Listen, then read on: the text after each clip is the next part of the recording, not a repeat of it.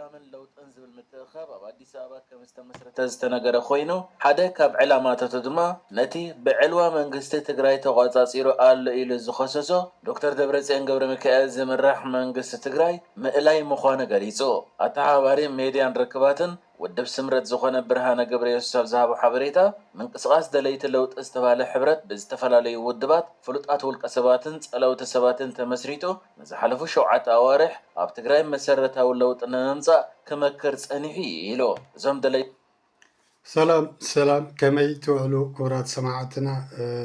ነዊሕ ግዜ እንዳጠፋኡ ከይድ መስል ኣለኹ ሬታ ግበሩለይ ኣብዚ ናይ ዳስናት ኤክስትራ ረኺበዮም ከምዚ ትሪእዎም ዘለኹም ምንቅስቃስ ንለውጢ ንኤርትራውያን ንምጽናት ዓባይ ትግራይ ንምስራሕ ምንቅስቃስ ንለውጢ ኢሎም ኣብ ዩኒቨርሲቲ መቐለ አንጻር ኤርትራውያን ዝመስረቱ በዓሎም በዓል ደብረጽዮን በዓል ጌታቸው ረዳ ታወያነ ትበሃል እያ ናባና ዝበልዎስ ናብኣቶም ተጠዊ ኢሉ ወዲ ትኹል ደሪፉ ነይሩ ቀደም እዚ ኩሉ መዘዝ ናባና ድመፀ ጉድጓድ ንፍሓር እያ ከም ዝበሃል በዓሎም ንለውጢ ምንቅስቃስ ተባታቲኖም ትግራይ ሒዞም ቁልቁል ኣፎም ተነቂቶም 1.5 ሚልዮን መንእሰይ ትግራይ ኣጥፊኦም ቁልቁል ኣፎም ተደፊኦም ትሪእዎም ኣለኹም ተባታቲኖም ንባዕሎም ለውጢ ይምፁ ምንቅስቃስ ጥዑይ ምንቅስቃስ ኣይገበሩ ከምቲ ካብ ዩኒቨርሲቲ መቐለ ሳፖርት እንዳገበሩ ገንዘብ አንጻር ኤርትራውያን ሃገረይ ዝበለ ወዲ ሃገር ኤርትራውነት ዝስምዖ ኤርትራዊ ይግደፍ ኢኻ እንዳልካ እተሎ በሎ እንዳበሉ ዘይበሃል ሚልዮናት ዶላራት ካብ በዓል ቻይናን ኣሜሪካን ዝተለቅሕዎ ቀደም ዝኣከቦ ብስሚቺ ህዝቢ ኢትዮጵያ ክላጎፅዮም ፀኒሖም ሕጂ ግን እቲ ሓዊ ናብኦም ኣትያ ነንሕድሕዶም ሓመድ ዝሰሓኑ ኣለዉ ንዖም ምልከት ኣነ እንታይ ክብል ደልየ ከምዚኦም ዓይነት ሰባት ኩሉ ግዜ ኣብቲ ዞባ ሸፋት እዮም መሐከሚኦም ገንዘብ ከናድዩ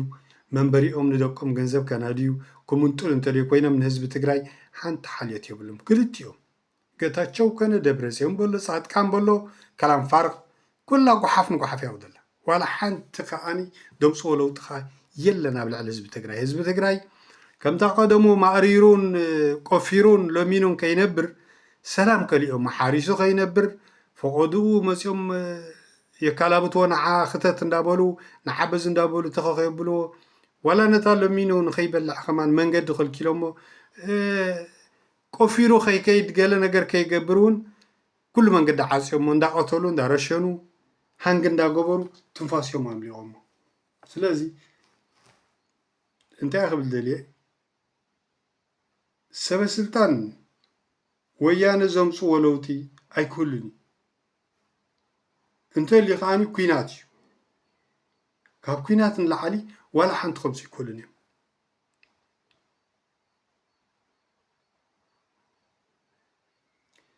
ክሳብ ሕጂ ወያነ ካብ ትብገስ ክሳብ ዛ ሰዓት እዚኣሲ እንታይ እያ ገይራ ዝገበረቶ የለን ህዝቢ ትግራይ ከም ቀደሙ ኣሎ እንታይ ምዕባለ ረኺቡ ህዝቢ ትግራይ እዚ ጥዑይ ፅርግያ ድዩ ካብ ገጠር ናብ ገጠር ኣትይዎ ጥዑያት ኣውቶቡስ ድየን ብመንግስቲ ተገዚአን ተዋሂበንኦ ጥዑይ ሕርሻ ድዩ ተገይሩ ተከዘ ብጥቆም እንዳሓለፈት ብማይ ድሽገር ህዝቢ ትግራይ ተከዘስ ዶብ ትግራይ እዩ ንነዊሕ ቦታታት እያ ትዳወቦ ተከዘ ካብ ኣምሓራ ወፂኣት ትግራይ ምስኣተወት ኣብ ውሽጢ ትግራይ ጥራይ ክሳብ እዛ ዓዲ ገሹ በዓል ሽራሮ ሓሊፋ እዛ ዓዲ ገሹ ትመፅእ ምስ ትግራይ ትዳወብ ተከዘ እዚ ኩሉ ማይ እዚ ሓንቲ ክገብሩሉ ይከኣሉ ዋላ ሓንቲ ዓበይቲ ሞተራታት ናይ ዓዲ እንግሊዝ ኣለዉ ካብኡ ምፂኻ ንሙሉ ህዝቢ ትግራይ ክሕዝቦ ክእሉ እዮም ዋላ ሓንቲ ፀገም የብሎም ትሩብኦም ዲጋ ሰሪሖም ካልኦ ክገብሩ ምኽኣሉ ግን ንባዕሎም ገንዘብ ኣኪቦም ኣብ ዱባይ ክናበሩ ኣብ ኣሜሪካ ገዛ ክሰርሑ ክገዝኡ እንተዘይኮይኑ ዝመሰሉ ይርአየንን ሕጂ ከዓ ነመልኩም ከዓ ሕጂ በዚ ደበት ትደብልዎ ስለዚ ወያነ ተምፆ ለውጢ ድሕሪ ሕጂ እውን የለን ኣነ ስለምንታይ ኣምፂኦም ዞም ሰባት እዚኣቶም ኩሉ ግዜ ብኣና እዮም ዝሽክቱ ህዝቢ ኤርትራ ከብልዮም ሰብ ትንፋሱም ኢሎም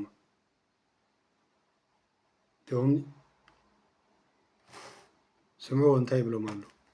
ለውጢና ዝብሎ ምንቅስቃስ በሃገራዊ ቦርድ ምርጫ ኢትዮጵያ አፍልጦ ዝረኸቦ 4 ውድባት ከምኡውን ፍሉጣት ውልቀ ሰባት ዘጠቃለሉ ምዃኖም እውን ተሓቢሩ ኣሎ እዚ ጉጅለ ኣብታ ክልል ፀለውቲ ዝኾኑ ሰባት 7 ፖለቲካዊ ውድባት ፍሉጣት ሰባት ትካላት ሚድያ ማሕበራትን ናብ ዝሓቆፈ ቤት ምክሪ ዓብዩ ብሰንበት እቲ ቤት ምክሪ ብወግዒ ከም ዝተመስረተ እውን እቲ ውሃበ ኣብዚ ቤት ምክሪ የብላ ወያነ ገለ የብላ ተባታቲነ ዶክተር ደብረጽዮን ባዕሉ ተመሪሱ ኣሎ ቅድሚ ሕጂ ዝኩሉ ኩናት ደምሰውን ባዕሉ መሪሶም እስኻ ኣለኻ ምስ በልዎ እዩ ኩናት ኣምፅኡ ኣነ ስኢለ ይኮንኩን ከም ዝብለኩም ዘለኹ ሕጂ እውን ኩናት እዮም ከምፁ ኣብቲ ዞባ ትግራይ ኩናት ተምፂኻ ኤርትራ ምሳያ ክትውላዕ እታ ጉዳይ የመጀመሪያው ዙር ውጊያ ሽሬ ካስለቀቅን በኋላ የኤርትራ ጦር ከኋላ ኋላ ተከትሎ ሽሬ ገብቶ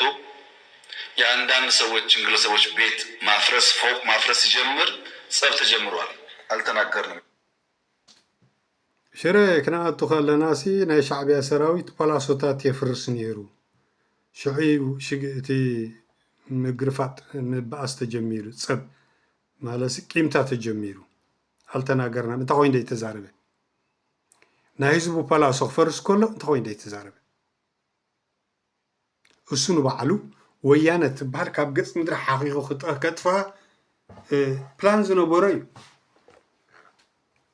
ባዕሉ ዛረብ ነይሩ ከወያነ መስራት ሞት ይሻላል ዝብል ነበረ ሰብ ስለዚ እቲ ዋንቲ ከጥፋ ይደሊ ነይሩ ሕጂ ገዲፋቶ ናብ ሻዕብያ ምስ መፅት ከዓ እንታይ ይብላ ኣሎ አክሱም ይዘን ስናልፍ አክሱም ገብቶ ወጣቶች በጅምላ ሲረሽን ጸብ ተፋፍሟል እና አንተስ ምን እያደረክ ነበር ያንተ ህዝብ አይደለም እንዴ አብ አክሱም አትዩ በጅምላ መንእሰያት ክህልቅ ከሎ ጸብ ተጀምሯል ተፋፍሟል በርቲዑት ነገርሲ ተባራቲዑ ተሲኡ አመንጎና ይድልሉ ሐሳዊ መጀመሪያ ሰራዊት ኤርትራ ትዛዓበየ ዲሲፕሊን ዘሎ ሰራዊት ኣብ አፍሪካ ኣብ ቀዳማይ ቁጽሪ ዝስራዕ ኣነ ናቱ ኮይኒ ከይትብሉ ንበሪ ከም ወታደራት ኤርትራ ዝበልሕን ብዲሲፕሊን ዝተሃንፀን ሓያል ተዋጋይ ኣብ አፍሪካ አይትረክብን ኢኻ ኣብ አፍሪካ ይብለኩም ዘለኹ አይትረክብን ኢኻ እዞም ኩሎም በዓል ኬንያ በለን ሱዳን በለን ካልእ በለን ርኢና ኢና ኮንጎ ብራዛቪል በልዋላ ካልእ ብርኢና ኢና ምስ ገንዘብ እዩ ናቶም ነገር ሰራዊት ኤርትራ ግን ብዘይ ደሞዝ ን35 ዓመት ኮፍ ኢሉ ብዘይ ደሞዝ የድብለኩም ዘሎ 36 ዓመታት ተውዕላላ ኤርትራ ናጽነት ብዘይ ደሞዝ ክሳብ ዝሕጂ ደድ መፀ በአገልግሎ ደድ መፀ ዝተመነዎ ዝረብረበ ከዓኒ ገዲፍዋን ወፃ ሃድም ዘይተመነዎ ኣቱ ተመነዎ ዝረብረበ ሃድም ብኻይላት ነብል ዘላ ዲሲፕሊን ግን ኣለዎ ኤርትራዊ ካብ መሰረቱ ሕብረተሰብ ህዝቢ ኤርትራ ዝበሃል ዓብ ዲሲፕሊን ስለ ዘለዎ ካብቲ ሕብረተሰብ ዝወፅእ ሰራዊት ሓያል ይነሃገሩ ነቲ መንግስቲ ይኮነ ንድሪ መንግስቲ ጠቅላላ ነቲ ሰራዊት ጎሲዎ እዩ እንታይ ደሞዝ ነይሩ ካብ ማዕሱ ደሞዝ ከፊል ይፈልጥ ተራሓቃን ዛረብ ኮይና ማለት ሕጂ ንዓይ ፀረ መንግስቲ ኢኻ ከምዚኻ ክትብሉ ትኽእሉ ኢኹም ኖ ኣነ ፀረ መንግስቲ ይኹንኩን ኣነ ብሂወት ከለኹ ዝተተኸለ መንግስቲ በዛ ኣጋጣሚ እዚ ረሲዐ የኮንኩን ኣብ መንጎ ክዛረቦ ስለ ዝደለኸየ እታ ብደምናን ብክንደይ ሽግርን መከራን ቃንዛን ብመስዋዕቲ ህዝቢ ኤርትራ ዝመፀት ናጽነት መበል 36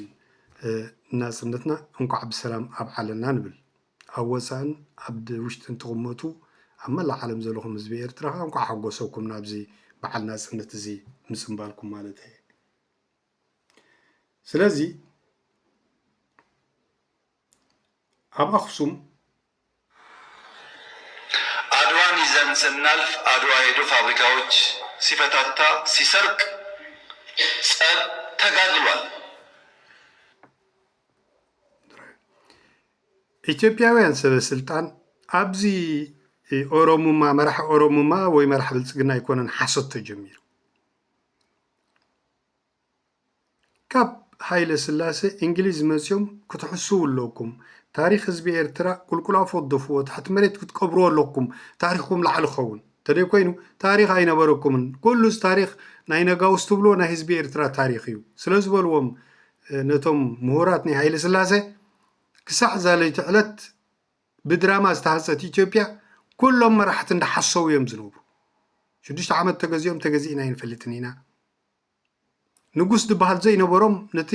ነቶም ነጋውስ ናይ ህዝቢ ኤርትራ ዝነበሩ ነጋውስ ናይ ኤርትራ ገይሮም ወልፅዎም ንኣብነት ካሌብ ዝበሃል ኢዛና ዝበሃል ናይ ሕጂ ህዝቢ ኤርትራ ዝበሃል ዘሎ ነጋውስ እዮም ባሕረ ነጋሲ ንጉስ ነጋሲ ዝበሃሉ 3 ንጉሳት ናይዚ ሕጂ ህዝቢ ኤርትራ ዝስዋዕ ዘሎ እዮም ነጃሺ ዝብሎ ንባዕሎም ንጉስ ናይዚ ሕጂ ህዝቢ ኤርትራ ዝስዋዕ ዘሎ ህዝቢ ንጉስ እቲ ጅግና ጥቁር ገለመለ ክብሎ ዝውዕል ዘርኣይ ደረሰ ኤርትራዊ እቲ ጅግና ጀነራል ዝብሎ ኣማን ዓንዶም ኤርትራዊ ዋላ ሓንቲ የብሎም ንሶም ከም ታሪክ ምሕሳው ግን ሙሉእ ዕድሚኦም ብሓሶት ተፈብረኸት ኢትዮጵያ ብሓሶት ትፈርሳላ ብሓሶት ትበታተናላ ንትውልድናቶም ካብ ሙሉእ ዕድሚኦም ክሕስቡ ነብሩ ኣለዉ አዲግራት ደርሰን የመድኃኒት ፋብሪካውን የሚነቀለውን ነቅለው የማይነቀለውን ሲያፈራርሱ ጸቡ ጫፍ ደርሷል። ዓዲግራት በፂሕና ኩሉ ፋብሪካ ነቂሎም ምስ ወሰድዎ እቲ ምትህላኽ ጫፍ በፂሑ ይድብለና ዘሎ ሕጂ ስለምንታይ እዩ ሽረ ደርሰን ኣክሱም ደርሰን ዓድዋ ደርሰን ዓዲግራት ተመሊሱ ሆይ ድብል ዘሎ ንህዝቢ ትግራይ አንጻር ኤርትራውያን ንምዕጣቕ ነታ ቀይሕ ባሕሪ ንምውሳድ እዚኣታ ናይ ኦሮሞማ ስነ ሓሳብ ያይ ብርትዕቲ ናይ ፖለቲካ ሳይንስ ተረኺባለይ በዚኣ እዩ ድሽፍጥ ዘሎ ንህዝቢ ትግራይ ህዝቢ ትግራይ እመኑይቱ እሞ ህዝቢ ትግራይ ካብ ህዝቢ አንጻር ህዝቢ ኤርትራ እንተዓጢቑ ክኸፍኦ እምበር ክጥዕሞ ማለት ዘበት ምስ ኦሮሞ ኣይጥዕሞን ምክንያቱ ኦሮሞ እዮም ወያነ ቄሮ ክትጎዮ ከላ ንወያነ ንመንእሰያት ትግራይ ብቀትሪ ምድሪ ብደንጎላ ከም ተመዝጨፍጨፉ ዝበሮ ኦሮሞ እዮም ረሲዕኹም መዲኦም 12 ቀትሪ ምድሪ ብደንጎላ ርእሶም ክጭፍጨፉ ከም ከልቢ ረሲዕኹም መዲኦም ኣብ በዓል ድሬዳዋ ሆቴላት ናይ ተጋሩ ክነድድ ተጋሩ ክሃድሙ ክውዕሉ ምእተው እዮም ጠፊእዎም ኣምሓሪ ኣያ ኦሮሞ ተላዒላ ክጭፍጭፎም ከላ ትግሬ ሃጥራው ትግሬ እንዳተባሃለ ዝፅረፍ ትግራዋይ እኮይ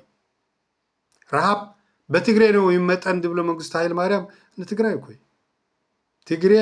ወፍጮ እንጂ ምን አላቸው ተባሂሉ በመንግስቱ ኃይለ ማርያም ዝንገረሎም ተጋሩ እኮ እዮም ረሲዕ እዚ ሕጂ እዚ ታሪክ ዝረሲዕ እዩ መራሒ ብልጽግና እዚ ኩሉ ዝዝ ዝብል ዘሎ ንዓና ኣነ ከም ሰብ ሓቂ ምዝራብ ደስ ይድብለን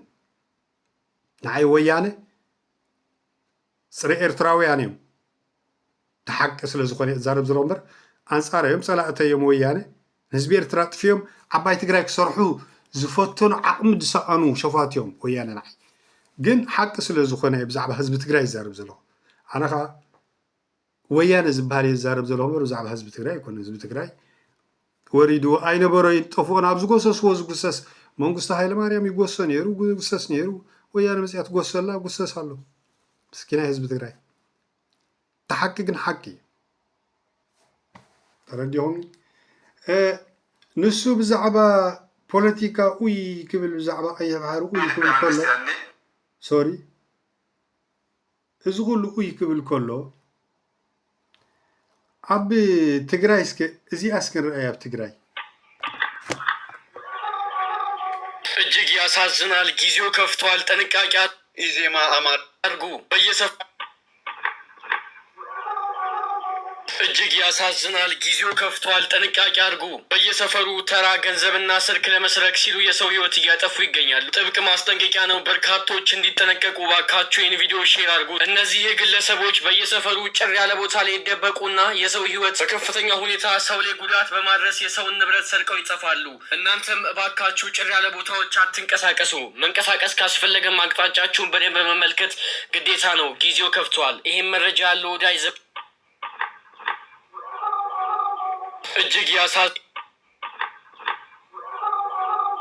እጅግ ያሳዝናል። ጊዜው ከፍቷል። ጥንቃቄ አድርጉ። በየሰፈሩ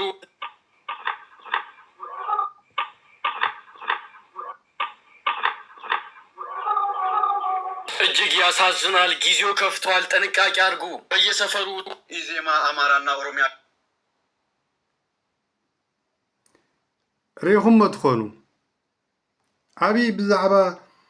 كيف حردو انتاي دو خبل كوحل كله حزبي إثيوبيا زيادة هذا رخبات ولا شجر سبق قتلو يفتشوا ترخبوا سبع أي رخبون كاني مريفهم مخلو زيادة إثيوبيا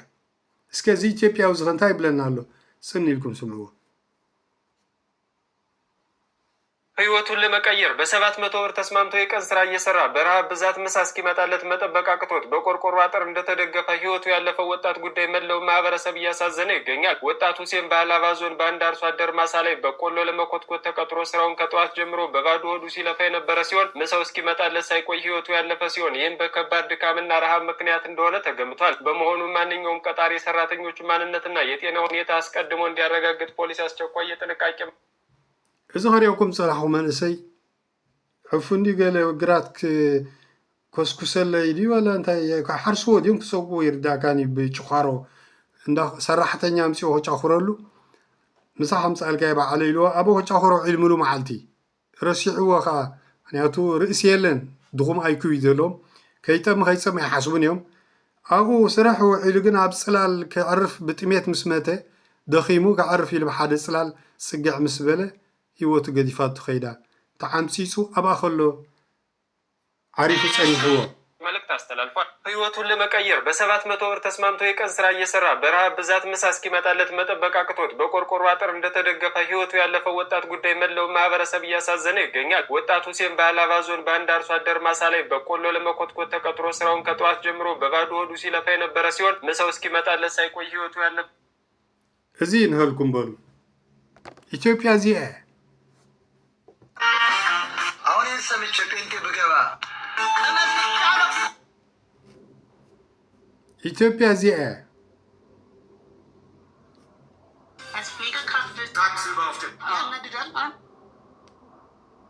የወሬታ ስለዚህ كبرات سمعتنا أنا أنت أدبل دلو إثيوبيا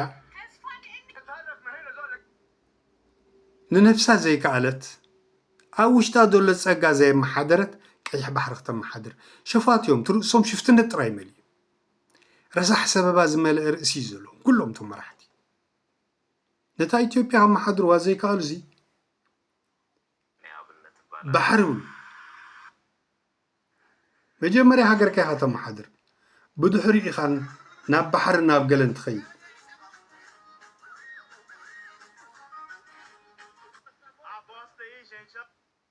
ስለዚህ ኢትዮጵያ ኣብ መጨረሻ ኣብቲ ዝኸፍእ ሓደጋ እያ ወዲቓ ዘላ ኢትዮጵያ ክብለኩም ስለ ዝደለኹ እየ ካልእ ቀይ ባሕሪ ኣስመላሽ ዝበሃል ሰራዊት ኣሎ እስከ ከሪኦኩም ዘልየ እንዴ አብይ አህመድ አገዛዝ በኃይል ሞከረው ትጥቅ አስፈታለሁ ብሎ ሰራዊት አዝምቶ ማየው ከሰማይ በድሮን ከምድር በዙ 23 በመድፍና በታንክ እሳት አዝንቦም ገፋበት። ምንም ነገር የለም። የሚሰበር ፋኖ እጅ የሚሰጥ አማራ ሊገኝ አልቻለም። ሚሊሻም እጥፍ ደሞዝ ከፍሎ አዘመተ። አድማ በታኝ በጥቅማ ጥቅም ደልሎም አሰማራ። የበተነውን ልዩ ኃይል ከየጓዳው ጠርቶ ጠመንጃ አስታጥቆ ላከ። አሁንም እዚኦም የቀይ ባህር አስመላሽ ይባሃሉ። ቀይ ባህሪ ኤርትራ ንህዝቢ ኤርትራ ጽኒትካ ባሕሮም ምውሳድ ዝተበገስዮም ትማሊ ድዛረቡ ነበሩ እዮም። ባህራችን እንወስዳለን دبل زنبرو ازيام ينتريهم اللهم يكاي بحر اسملاش كاي بحري بخمزن ود خمزن تملس ايكونتن ازيام رايوم كاي بحركم لسمسمس انت ايغاتيموم ازيام كاي بحري كم لسيوم مزيوم አባታችን ተማርኳል አትሰሙም አባታችን ተማርኳል እኛም ተደግመናል እስቴደንሳ ይችላል ዛሬ ቀኑ ስንት ነው 29 ስንተኛው ወር 8ኛው ወር ስንት ዓመተ ምህረት ያው ለምታዩት መረጃ ነው ጋይስ አባታችን ተማርኳል እኛም ተደግመናል አባታችን ተማርኳል እኛም ተደግመናል ፋኖ ያሸንፋል እስቴደንሳ ይችላል እስቴደንሳ ይችላል ስሪኹሞ እዚቲ ቀይሕ ባሕሪ ኣስመላሽ ተባሂሉ ዝመጽእ ዘሎ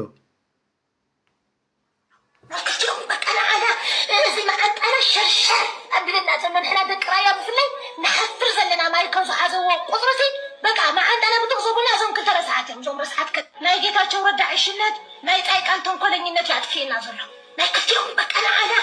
እዚህ ማዕጠና شرشر أبدنا زمن حنا بقرايا بفلي نحفر زلنا ما يكون حازوا قدرتي بقى ما عندنا بتغصبنا زوم كنت رسعتهم زوم رسعتك دعات مالك ولا اجي جيتاቸው ረዳት ማለት زي تمام دبرت اني بالنيرو خبيتاቸው ረዳን ላይ ተማም ወለዲ እንዳተዛረበ ተጸመመ ጌታቸው እዚህ ደብረ ጥርስ ስለዚህ ዛሬ ወደን ተጸመመ ከማን ዘረባ ስለዚህ ግን አይዛረብን ተሰከ እንዳተዛረበ ላይ ባለ ዘረባ ዘይ ስሙ አጸማን እኮ ጌታቸው ረዳ ቋይ ላይ ባለ ቃላት ግረፈና ይካል ላይ ባለ ዘረባ ዘይ ስሙ አከማን ጌታቸው ረዳ ቋይ ተጸመ ገከረ ካለው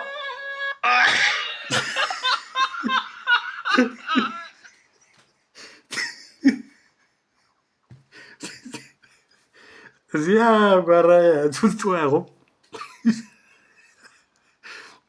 ጓራይ ደክራያ ዞም ኣብዚ አክቲቪስት ዝወሳለ ሳሓ ዝወትል ገንዘብ ተረኺቦም ጥውይ ጥውይ እዮም ድብሉ ተደለም ወያነ ጸርፉ ተደለም ገታቸው ጸርፉ ተደለም ጻድቃን ጸርፉ ጥራይ ገንዘብ ሃቦም ግልብጥ ግልብጥ ግልብጥ እዚያ እሱ ይስራሓ ታይ ትገብር ነይራ ቀደም ወያነ ወይ ሞት እያ ትብል ነይራ እጅ እንታይ ወሪድዋ ከም ዝትብላላ ረኣይዋ በሉ زوالو كبرات سمعتنا نلوم معلت زنبرن مدب زي يمثل أبزلهم بعد من تعناني هبكم لايك سبسكرايب حقوزنا خبرات حوات ونقع خان أبزي بعلنا سنتنا أبصحكم إرتراويان حقوساتنا حجر من مسعنا من قست سلز بدله عيني تبانديرا هم حسكم أبي دلا بانديرا ملليت حجر مللي حزبي ده أمبر بانديرا مرحيت حجر يكونتن بانديرا يكونتن حزب تمحدر بيت ما أسرتي قفيح تسرح بانديرا يكونتن بانديرا يكونتن يونيفرسيتي تعصب بانديرا يكونتن سو بوليتيكينيات تأثر منغستي بزعبا منغستي دلاكم تزارو بانديرا جن مللي حزبي إرترا بدمنا استخلنا يا بانديرا دحار شعبيا حزباكم بارتو حزباكم بار شعبيا أبكع يلن منغستي إرترا بول منغستي إرترا يدلو نتا هاجر مرحلو هو مرحلو منغستي دي هو منغستي أي فتنايون قال حطي منغستي جن منغستي تايك توصلوا دامو تمنغستي جن عقمي رخبن قدلتات على شحن ميتن جيجاتات على شحن ميتن معت بدلات يدلو الحزب إرترا انتهينا عن قبرمو منغست سلازم بدلس إرترا ني إثيوبيا خنا ركبالنا أنا أبي أحمد كم زناي بعل موغوس كشارديت كنا ركبالنا نو بعل موغوس سبكل تصح اليوم هو نالبات أبا حقوه اللي خونا ما نفلت